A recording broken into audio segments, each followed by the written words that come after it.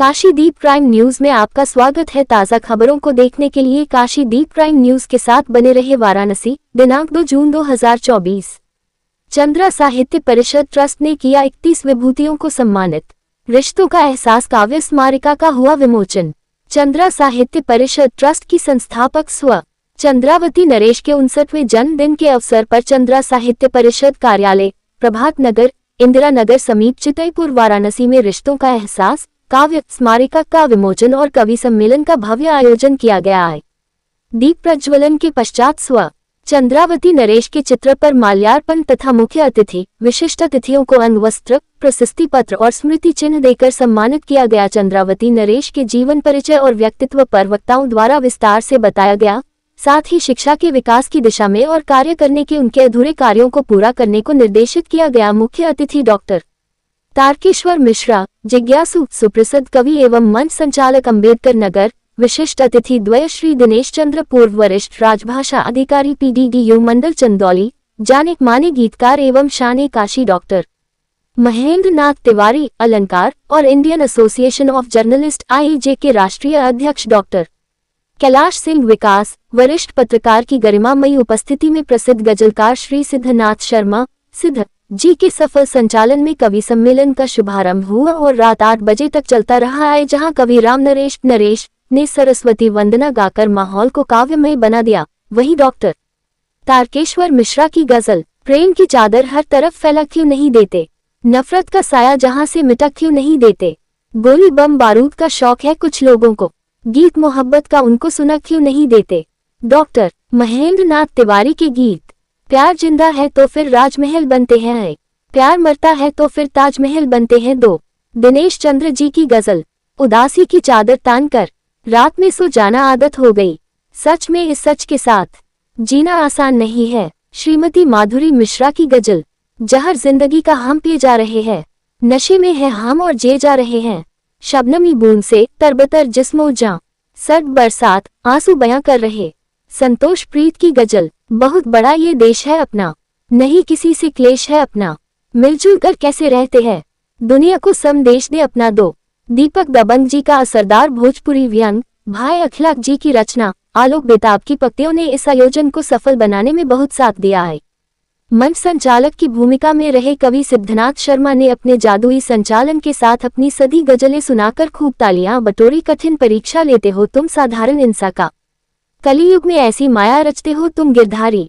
उपस्थित कवियों में गिरीश पांड्य, श्रीमती झरना मुखर्जी, श्रीमती मधुलिका राय, ओम प्रकाश चंचल, नवल किशोर गुप्ता आदि के अतिरिक्त बड़ी संख्या में पत्रकार, समाज सेवी, जिसमें मुख्यतः पत्रकार Rajesh Mishra, DD Singh, Nutan Singh, doctor Subhash Chandra, doctor Rajiv Gautam, Yogendra Kumar, छायाकार Vinod Rao, Anand Singh अन्ना, अरविंद राय, विशाल चौरसिया सभी उपस्थित रहे आए।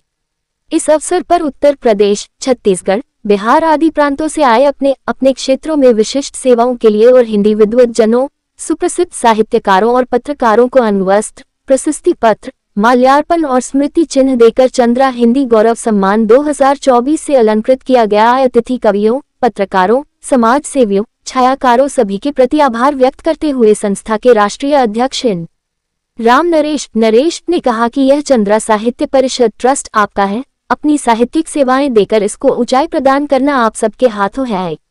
अंत में मधुर जलपान के साथ कवि सम्मेलन का समापन हुआ। अरविंद राय की रिपोर्ट, वाराणसी। तारांकन। मैं कवि राम नरेश और चंद्रा साहित्य परिषद ट्रस्ट का राष्ट्रीय अध्यक्ष हूँ। क्या आयोजन है आज हमारे श्रीमती जी का जो स्वर्गीय दिवंगत हो चुके हैं, उनका 1 तारीख जन्मदिन था। उन्हीं के उपलक्ष्य में आज हमने यहाँ बृहद कवि सम्मेलन का आयोजन और चंद्रा हिंदी गौरव सम्मान का आयोजन किया है, जिसमें अपने आसपास के जितने पूर्वांचल के हैं कवियों को, पत्रकारों को, साहित्यकारों को, रचनाकारों को, छायाकारों को, समाज सेवियों सबको सम्मान करने का। कितने लोगों को सम्मान? हमारे करीब 31 लोग हैं, 30 और 31 लोगों को सम्मान कर रहे हैं हमारे। 30 कैसा सम्मान है ये?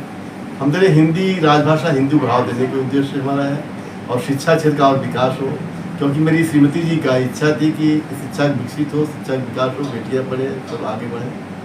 इसलिए आज के इस कार्यक्रम में लगभग कितने साहित्यकारों कवियों ने प्रतिभागी किया? हमारे यहाँ करीब टोटल समाज सेवी और मिला करके तो 40 है, लेकिन हमारे कवि लोग जो हैं करीब 22 कवि हैं, 22 कवि हैं। मुख्य अतिथि कौन थे?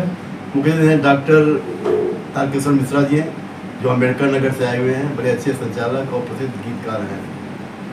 आज का कार्यक्रम क्या है, प्रथम स्थापना के रूप में देखा जाए या आगे इसके और क्या कार्यक्रम? हम क्या है कि अपने पहला स्थापना दिवस के रूप में इसलिए देखते हैं कि आज एक शुभ दिन था हमारे लिए कि उनका जन्मदिन था श्रीमती जी का। इसी दिन से में और अच्छे से कार्य करने के लिए लोगों को प्रोत्साहित करते हैं और लोग जोड़ रहे हैं और इस कार्यक्रम को आगे बढ़ाएं, इसलिए सबका एक सहमति जुटा रहे हैं, सबका इकट्ठा किए हुए हैं। आपकी पुस्तक किसको समर्पित है? हमारी पुस्तक जो लिखा है रिश्तों के एहसास, ये पूर्ण रूप से हमारी दिवंगत श्रीमती सिंगावती जी को समर्पित है और उनके जीवन के सुख दुख जो हमारा साथ रहा है या उनका साथ रहा है, सहयोग रहा हमारे साथ, वो सबको समर्पित उनको है। योजनाएं क्या है आपकी? हमारी योजनाएं हैं भविष्य की। श्रीमती जी जानते हैं सभी हमारे गांव के, परिवार के, समाज के, तो बड़ा समाज सेवी थी। शिक्षा के लिए बहुत विकास किया उन्होंने। चाहते कि हर बच्चे पढ़े, शिक्षा के आगे आगे बढ़े, बेटी है बेटा सब आगे बढ़े और समाज सेवा से जुड़े रहें। यही उनका मुख्य उद्देश्य था, उनके मिशन को, उनके उद्देश्य को, उनके सपनों को पूरा करना। चूँकि आप भी कवि हैं, साहित्यकार भी हैं, पत्रकार भी हैं, तो आपने जिस काव्य जो आज विमोचन हुआ है उसके कुछ लाइन अगर आप हम लोग को लिखा है चैनल के माध्यम से। रिश्तों का एहसास जिसे है आंसू ही बहा पाएगा, रिश्तों का एहसास जिसे है आंसू ही बहा पाएगा। फिर मैंने लिखा है, मैं तो अभियंता था कैसे कवि बन गया बताओ ना, मैं तो अभियंता था कैसे कवि बन गया बताओ ना। ठीक है सर, धन्यवाद।